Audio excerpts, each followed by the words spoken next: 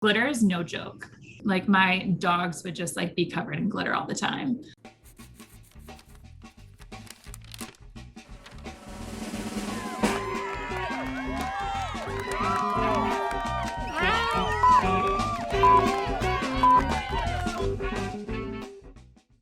Okay, so Laura Sonderman. I work in international supply chain with Brist. So international supply chain, just working with factories, making sure we provide awesome product, the best quality, and just making sure looks really good, making our clients happy, basically. That's what I kind of work on. Before that, I was also working in supply chain for a few years in sourcing. So I did lots of fabric development, very product focused, currently out in Ohio, but moving to Bellingham, hopefully in the next few months.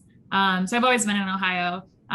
So I was working at a few different large retailers, which nobody really knows that there's massive retailers in Columbus, Ohio, or Ohio in general, but it's this like really weird little hub of like fashion and retail, all because of one dude, Les Wexner, decided to make this like conglomerate, like, I don't know, massive company, which used to be Abercrombie, Victoria's Secret, Express, The Limited, like Bath and Body Works. All these things are in Columbus, Ohio. So graduating from Ohio State in fashion retail, it was actually really convenient that there were all these companies around. And so I ended up in design right out of school. So I was a designer for Justice for 5 years, which was like full of, I mean, I know everything that anyone could ever know about flip sequins. And I mean, I still have shoes that are just embedded with glitter. I mean, it is like, glitter is no joke. Like my dogs would just like be covered in glitter all the time. I remember one time I went to go get a massage after work and I just like was covered in glitter and I was like, oh, it's from work. It's like, oh no, I make kids clothes. So it was a really fun job. It was just like all animal puns, about like an avocados and like peppercorns and catacorns and all sorts of fun stuff. So that's what I was doing for 5 years. And then decided to go into supply chain. So that's kind of weirdly what led me to Brist, which is like a totally different place, but really awesome in a different way. And what drew me to Brist was I was super lucky to have a family that traveled a lot growing up. So we did a few road trips out on the West Coast. And it was like the first time I ever went to the West Coast. I was like, I'm going to move here someday. And like, sorry, mom, but like you just lost your daughter to the West Coast. Especially when I went to Vancouver, I was just like obsessed with Vancouver. It's like so serene and beautiful, and the ocean, the mountains, and just like everything you could ever want mixed with like the big city vibe. It's just so cool. So I've been in a car all the way from Whistler, Canada down to San Diego. So the whole coast, we do all these like random things along the way. I mean, like we stopped and went whitewater kayaking in Bend, Oregon, and went to Critter Lake. And I've been to like the coast. I've been to Forks out to like, do the weird like Twilight Town thing. And we would just do everything along the way. And like one time when we went to Crater Lake, my mom had 2 nights booked at the lodge on the top, and it didn't have internet and like no TVs, and your entertainment in the hotel room was like an old school radio. And so we were like, okay, we've seen the lake. It's like really cool. And my mom had 2 nights booked there. So we're like, what the heck are we going to do for 2 full nights? It was just like my mom and my brother and I. We're like, I don't know, like play board games or something. So we're like, we're not going to stay here 2 nights. And so we ended up just like changing our itinerary and decided to like do 1 night in like Napa. So we did wineries and then went to like the Jelly Belly factory and the Anheuser-Busch factory and just like random shit. So we were just always doing like road trips like that, which I'm super lucky, but that's kind of how I got drawn to the West Coast, is doing all that stuff. And yeah, I've kind of been knowing that I have wanted to move out West I'm 30 now, and I kind of decided that when I was like 15. So half of my life I've been knew that I was going to end up out there. So it's finally happening. I was like, I cannot turn 30 and not actually be like actively working towards that goal. This year, turn 30 and moving out there. So that's kind of, I don't know how I ended up at Brist. Just a random LinkedIn posting that I happened to click on. I mean, I was kind of scoping out jobs for like seriously for about like a year and a half. And it was just like the one. I keep telling people like everything about Brist is just priceless. You can't find it anywhere else. And so that, I mean, it was just a no-brainer, honestly, to come to Brist, even though it's super different than anything I've done before. Yeah, that's a good little tale right there, and definitely agree. Brist is no one else is like Brist. That's for darn sure. But I want to back up really quick. So, isn't Les Wexner like the dude who was like severely canceled and like owns like that giant like empire of retail? Yeah, he does. And So, he's well, I think based he out of sold it. Ohio. Um, yeah. So, I mean, everything is like Les Wexner. So, there's this giant mall in Columbus. It's an outdoor mall. It's called Easton, and he weirdly owns it with Arnold Schwarzenegger. Oh, Yeah. okay. Also, So, doesn't that name just sound like he has to be a villain in a superhero movie? There's no other way. no, he's a villain in real life. Yeah. Yeah, he's nuts. He's pretty old now, you know. But that's why the Arnold Classic for like bodybuilding and stuff is in Columbus because Arnold has this weird presence in Oh. Columbus. So you can actually like see him shopping around Easton sometimes. So He's in please tell town me for the Les Arnold. Wexner. So please tell me Les Wexner doesn't also own Justice. He probably did at one point in time, probably back when it was Oh limited God. to, Yeah, but not anymore. that's Um, amazing. My sister's first yeah, job at the mall that we grew up near was at Justice, and I nice. remember it ended up actually closing down, and she got like a bunch of like of their retail stands and displays. So like we had those in our house when we were growing up. That's Um, amazing. Yeah, but one other thing that you mentioned was about Vancouver, BC. Like, I could Mhm. not agree more. That's one of the best cities on the West Coast. Yeah, Uh, I agree. We went, so I went to Seattle before I ever went to Vancouver. When I went to Seattle, I was like, man, this is where I'm gonna live. This is awesome. I'm obsessed. And then a couple years later, we went to Vancouver and I was like, screw Seattle. Like Vancouver is the cool city. I mean, like yes. even we went like whale watching in Seattle and I thought it was cool. And then we went whale watching in Vancouver and it just made Seattle's watching look like child's play.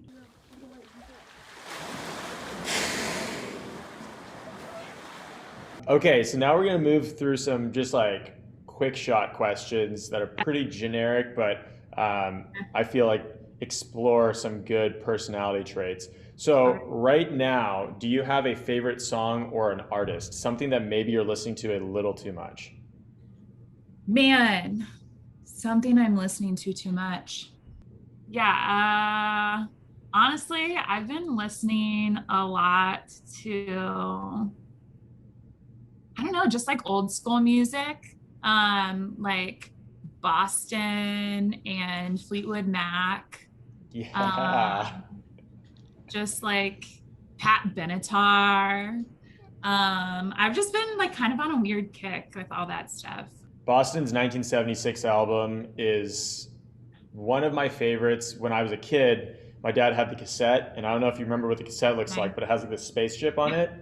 And when I was Yes, really yes. young, I would always take the cassette because I love this spaceship. And my dad would be like, where's the case for this, man?" And I'm like, "I'm not telling you, I'm keeping it."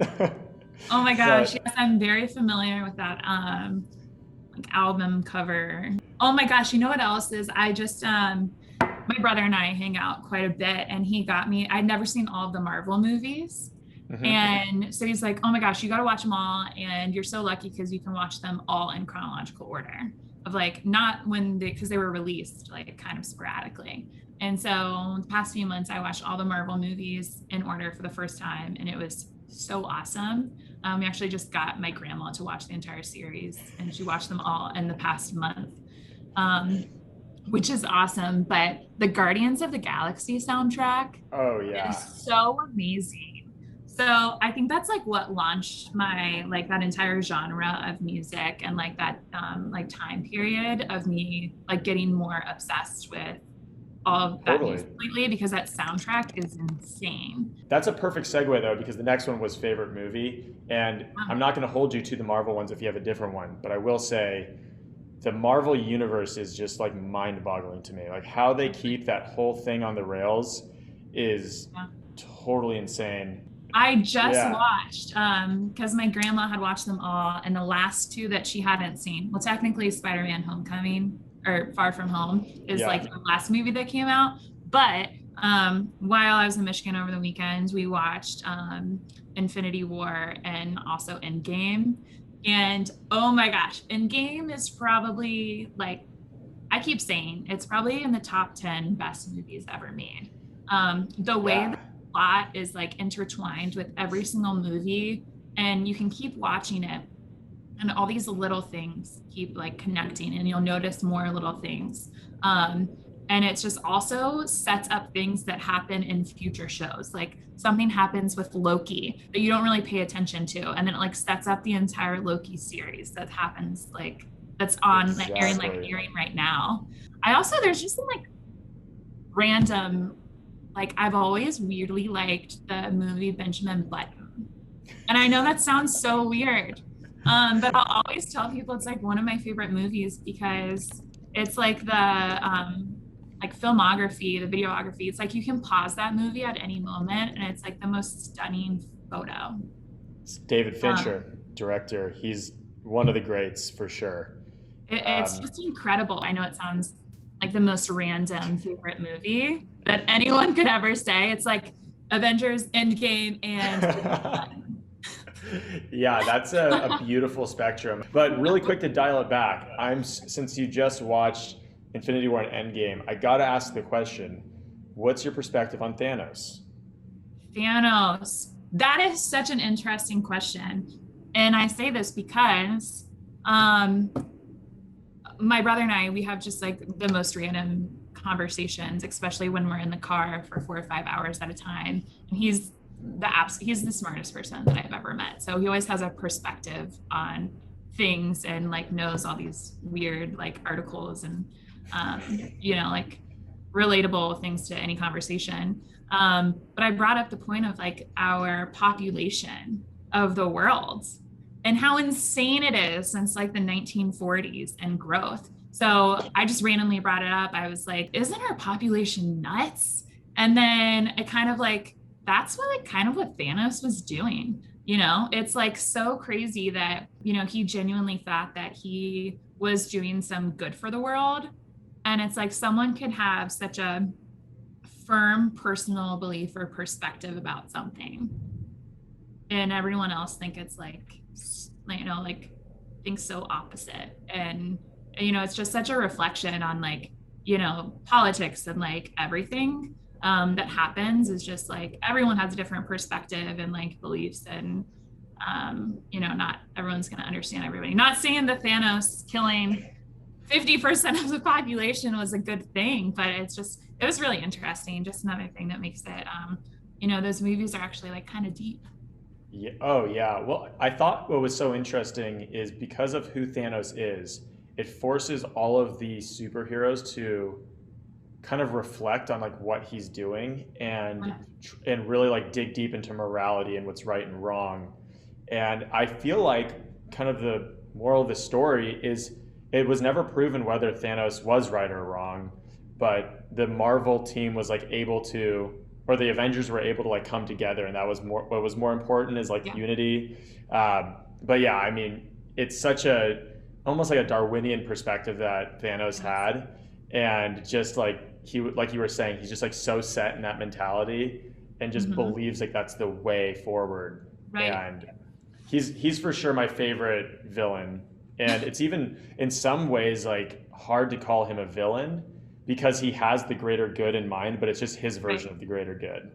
Right. Exactly. And then it's like crazy how they find him living in this little like on this beautiful planet all by himself, and he's just like making a teapot and living the most like simple life to himself, just feeling like he did something good. It's almost like, he was playing God. And then just went to a little like beautiful cottage by himself. Okay, transition, Uh-huh. and it's about food. Now, I know Yeah. that Ohio is a very specific part of the country, so I'm Yes. curious to hear your favorite food of all time and then your favorite food that's specific to Ohio. Okay. They can be the same thing if they are the same thing, but I also want to give you the opportunity to have two Oh, different categories. oh my gosh. Man, it's more like a condiment. Um, All right, all right. so Frank's Red Hot is like Mm. my favorite food. And it almost makes every food my favorite food. So I've been obsessed with hot sauce since I was an infant. And when I say an infant, it's not like an exaggeration. I'm pretty sure that my parents put Frank's into my baby bottle. I mean, I don't even think it's hot. It's just like the flavor of hot sauce and like chicken wings. My family is notorious for just hot sauce and famous and like awesome chicken wings. My brother just made them again over the weekend and they're just incredible. And it uses Frank's Red Hot. I was even like a Frank's Red Hot bottle one year for Halloween. I just had a white tunic, like t-shirt tunic, and I hand painted the entire label, including like the nutrition facts, and got like a little black cap. And that's how obsessed I am. Speaking of Halloween costumes, related to hot sauce, when I was little, probably like, I mean, I had to have been like 3 or 4. I couldn't even read, but um, my dad made me into a hippie, and made this sign for me to hold, carrying around trick or treating, that said, "Make chicken wings, not war." And it's like one of my favorite photos because That's I mean, incredible. it's just like so funny because that's like what I love the most as an adult is chicken wings and hot sauce. I nominated myself president of the hot sauce club when Oh I my was about God. like 4 or 5 years old. And I made this rigorous test that all the parents in the neighborhood had to go through to be members of the hot sauce club. First of all, I also absolutely love Frank's wings, hot sauces, all of the above. I feel like Frank's is the Midwest sriracha, but it's got that tang and it's got the universality to it, where it's truly like so applicable to so many Right. things. Right. I When mean, I I was think on the that, actual phrase is like, I think they're like commercials or whatever, was this old woman saying like, "I put that shit on everything."